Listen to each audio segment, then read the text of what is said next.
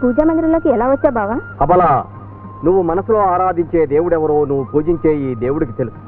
అందుకే నీ ముందు ప్రత్యక్షం చేశాను. ఉత్త బొమ్మను ప్రత్యక్షం చేస్తే ఏం ప్రయోజనం స్వామి? చేతనైతే మా బావని ఢిల్లీ నుంచి రప్పించు. కంగారు పడకు, త్వరలో ఢిల్లీ నుంచి నీ బావ మోహన్ వస్తాడు.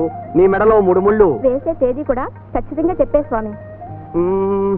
దేవుళ్ళని మరీ అంత ఇబ్బంది పెట్టేయకూడదు వదిన గారు. కండిషన్లు పెడితే కంగారు పడిపోతారు. ఏ మా అన్నయ్య ఫోటో ఎదురుగా ఉంటే మీ హృదయం ఆరాట పడిపోతుందా రాధమ్మ వదిన గారు? పోనీ ఓ పని చేయనా, ఈ ఫోటో తీసుకెళ్ళి నీ గదిలో మంచం మీద తలగడ కింద పెట్టేనా? ప్రేమ సిగ్గుపడితే పెళ్లి ముండికేస్తుంది వదిన గారు. ఇదిగో వచ్చేది శ్రావణ మాసం, పెళ్లిని చేతిలో మంచి ముహూర్తాలు ఉన్నాయి. నీ మనసులో ఉన్న కోరిక వెంటనే మా నాన్నగారితో చెప్పేసి. అది ఇప్పుడు వేరే చెప్పక్కర్లేదురా. రాధ పుట్టగానే నా చెల్లెలకి బావకి మాటిచ్చాను, నా పెద్ద కొడుకు నీ కూతుర్ని చేసుకుంటానని. కానీ దురదృష్టం, పెళ్లి జరగక ముందే వాళ్ళిద్దరూ కన్ను మూశారు. చూడండి, రాధకు తల్లి తండ్రి లేరని విషయం రోజు గుర్తు చేసి దాన్ని బాధపెట్టక మీ మిలిటరీ కొడుకుని వెంటనే ఢిల్లీ నుంచి రమ్మని ఉత్తరం రాయండి. వాడిని చూసి 4 ఏళ్ళయింది. 4 ఏళ్ళు కాదత్తయ్య, 4 ఏళ్ల 2 నెలల 21 రోజులు. గంటలు నిమిషాలు సెకండ్లు కూడా చెప్పండి వదిన గారు. నువ్వు ఊరుకోరా. ఏమండి, పెద్దాడు వచ్చేలోగా మురళికి కూడా మంచి సంబంధం చూస్తే 2 పెళ్లిళ్ళు ఒకే పందిట్లో జరిపిద్దాం. అలాగే చేద్దాం పదా. ఏమన్నా వదిన గారు, అప్పుడే ఊహ మొదటి రాత్రి దాకా వెళ్ళిపోయింది అనుకుంటానే.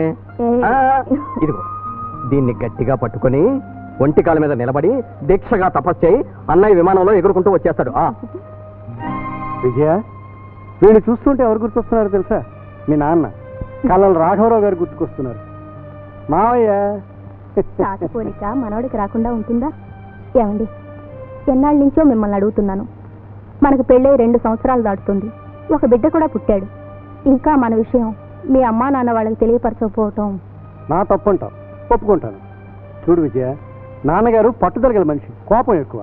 ఇక అమ్మంటావా, నాన్న మాట అక్షరం జవదాట. వాళ్ళకి పెద్ద కొడుకు మీద ఏవో ఆశలు ఉంటాయి. అంటే మన పెళ్లి కాదంటారని కాదు, పెద్ద కొడుకు పెళ్లి తమ కళ్ళ ముందు తమ కోరిక ప్రకారం జరగలేదని బాధపడతారు.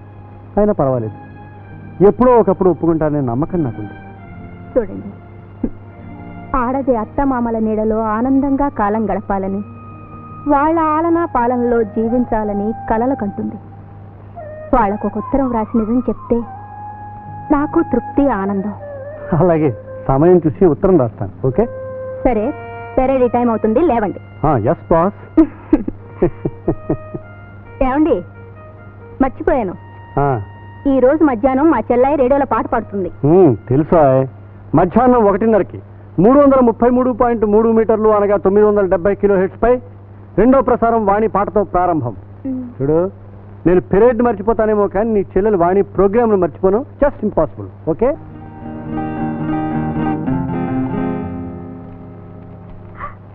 Good morning chief. Good morning miss Meena. Chief, ఈ రోజు మీరు ఆఫీస్కి 10 నిమిషాలు లేటుగా వచ్చారు. ఇప్పుడు టైం 10:10. మిస్ మీనా, ఒక మనిషి పెద్దవాడయ్యే వరకు కాలాన్ని అనుసరించాలి. అతడు పెద్దవాడైన తర్వాత అతన్నే కాలం అనుసరించాలి. అందుకే నీ గడియారంలో పెద్ద ముళ్ళు 12లో పెట్టు. ఇప్పుడు కరెక్ట్ టైంకి వచ్చినట్టే కదా. Good morning chief. Good morning photographer. నిన్న పెళ్లి కావాల్సిన ఒక అమ్మాయి ఫుల్ సైజ్ ఫోటో ఒకటి తీసావే, ఆ అమ్మాయి భూతకాలం ఏం చేసావు? చాలా ప్రయత్నం చేసింది చీఫ్, కానీ మార్చలేకపోయినా. నరికి పారే కావాలి చీఫ్. ఫోటోని కారు వరకు నరికి బస్ వరకు భద్రం చేయి. Okay chief. Passport size. Shastri గారు, పంతులు గారు. పంతులు గారు,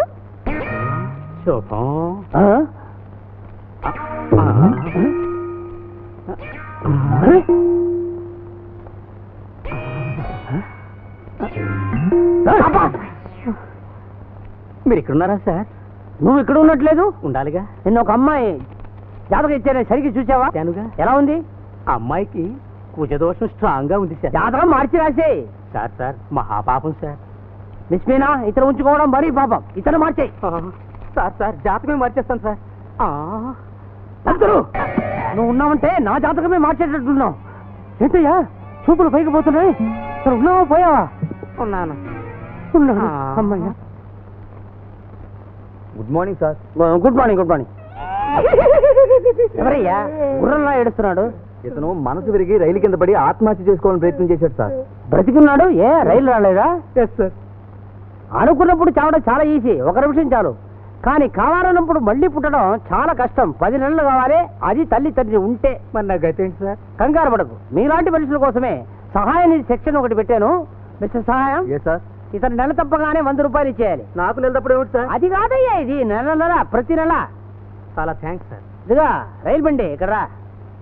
ఒక కండిషన్, మేము పిలిచేటప్పుడు నువ్వు రావాలి, మేము చెప్పిన అమ్మాయిని నువ్వు పెళ్లి చేసుకోవాలి. పెళ్లి కోసం కట్నం తీసుకుంటావు కదా, దాంట్లో మాకు కమిషన్ ఇచ్చేయాలి. ఇక్కడి నుంచి డబ్బు తీసుకుంటావు కదా, దాన్ని వడ్డీతో సహా తిరిగి ఇచ్చేయాలి. అలాగే కావాలంటే మొత్తం మీరు తీసుకోండి. నో నో నో నో, బ్రతుకు బ్రతికించు, అది మా ఆశయం. విప్లవం వర్ధిల్లాలి. ఈ రోజు నీ సెక్షన్ లో ఏమిటి విప్లవం? ఓ గొప్పింటి అమ్మాయి పెళ్లి చేసుకోవాలనుకుంటుంది. చేసేద్దాం. అయితే పెళ్ళైన మరుక్షణమే ఆమె భర్తను వదిలిపెట్టాలి. మరి పెళ్లి ఎందుకు చేసుకోవాలి? పెళ్లి చేసుకున్న తర్వాతే ఆమెకు జెండాలను ఆమె తండ్రి బిల్లు రాశాడు. అయితే ఆమెకి మగ్గాలే తోకూడదట. బిల్లు కోసమే పెళ్ళన్నమాట. కరెక్ట్. స్టిల్ దీనికి ఒక మార్గం ఉంది. ఆ పెళ్లి చేయించు, అమ్మాయిని కోర్టుకు ఎక్కించు, మన వాళ్ళతో బాగా వాదించు, విడాకులు ఇప్పించు, మన కమిషన్ రప్పించు. విప్లవం వర్ధిల్లాలి. నమస్కారం అండి. ఈయనెవరు? ఈయన ఊరు భద్రాచలం, పేరు సింహాచలం, వ్యాపారం వేలం. అదంతా అనవసరం, కమ్ టు ది పాయింట్. పెళ్లి ఎవరికి? మనవాడికా మనవరాలికా? పెళ్లి నాగేనండి. చీఫ్, ఇతను గొప్ప లక్షాధికారి. అద్దా, అయితే వయసుతో పని ఉంది. మిస్ పీనా, వెంటనే ఈయనకి పార్వతి ఫోటో చూపించు. త్వరగా చూపించండి. త్వరగా చూపించు. ఇదిగోండి. పిల్ల బాగుందా? నచ్చిందా? ఓహో, బాగుంది, చాలా బాగుంది, తెల్లగా ఉంది. ఈయనకి ఫోటోకు బదులు చీర చూపించినా సరిపోయి ఉండేది. అమ్మాయిది గౌరవం కల కుటుంబం. పాపం ఆర్థిక స్థితి బాగోలేనందువల్ల రెండో పెళ్లి ఒప్పుకుంది.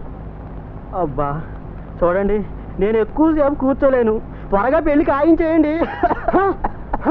దగ్గుందా? దాంతో పాటు జగమే మాయం ఒకసారి పడేయండి. పాపం పార్వతి. సుబ్బారావు, ఫోటోగ్రాఫర్, త్వరగా రాయా. ఈయన్ని 24 ఏళ్ళ కుర్రాళ్ళ తయారు చేసి ఫోటో తీయగలవా? సార్. నాకా ఫోటో? నవ్వద్దు, నోరుతో ఒకటి చీకటికి ఉంది.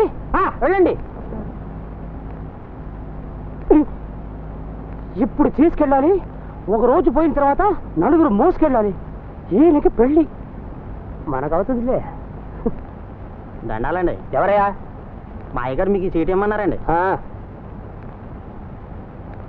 సుందర్రామయ్య, నంబర్ 5 దేవాలయం వీధి, లక్షాధిపతి సుందర్రామయ్య గారు. ఈయనకి 2 కొడుకులున్నారు, ఒక పెళ్ళా ఉంది. ఇంకొక పెళ్లి చేసుకుపోతున్నారా? ఏమో. తలుపు తెరిచే ఉంది, దూరేద్దాం. ఇంట్లో ఎవరు లేరా? ఓ, నమస్కారం. నమస్కారం. Mister Kalyan Kumar *K here. ఆ విషయం అంత పెద్దగా అరిచి చెప్పక్కర్లేదు. Marriage broker. బ్రోకర్ కాదు, మ్యారేజ్ ఏజెంట్ ని. పెద్ద ఆఫీసర్ అడుగుతున్నా. ఏమ్మా, నువ్వు నించునే ఉన్నావు, కూర్చో. నా ముందు కూర్చోడానికి వీల్లేదు. ఏ? ఈమె నా అసిస్టెంట్. అసిస్టెంటా? భార్య అయితే నాకంటే ముందే కూర్చున్నదిగా. ఈమెవరు? మీ భార్యనా? అవును, అయినా నా ముందు కూర్చోదు. Very good, very good. అసలు విషయం వద్దామా? ఇంట్లో పెళ్లి ఎవరికి? మీకా? ఏమిటి? చీఫ్, ఆయన భార్య బ్రతికే ఉంది. చచ్చిపోయిందని గ్యారెంటీ ఏంటి? చీఫ్, పెళ్లి ఎవరికి? పెద్ద అబ్బాయికా, రెండో అబ్బాయికా? మాకిద్దరు అబ్బాయిలని నీకెలా తెలుసు? అదే కదా సార్ మా డ్యూటీ. మాకు తెలియకుండా ఎవరికి పిల్లలు పుట్టరు, పెరుగురు. దానికోసం మేము ఎక్కడెక్కడ తిరుగుతామో తెలుసా? పెళ్లి మంటపాలు, ప్రసూతి వైద్యశాలల్లో, పార్కుల్లో, బస్ స్టాండుల్లో, బీచ్ల్లో తిరిగి ఎవరెవరికి పెళ్లి గారి పిల్లలు ఉన్నారో వాళ్ళ వివరాలు తెలుసుకుంటాం. జంటలు కలుపుతాం. తిరుపతి చేస్తాం. తిరుపతిలో పెళ్లి చేస్తాం. ఓ, ఎవరైతేను? ఇతనే మా రెండో అబ్బాయి. హలో. హలో. పేరు మురళీకృష్ణ. మంచి పేరు. వ్యాపారం చూస్తున్నాడు. Very good, very good. మిస్ పీనా, తీసుకోపోయినా?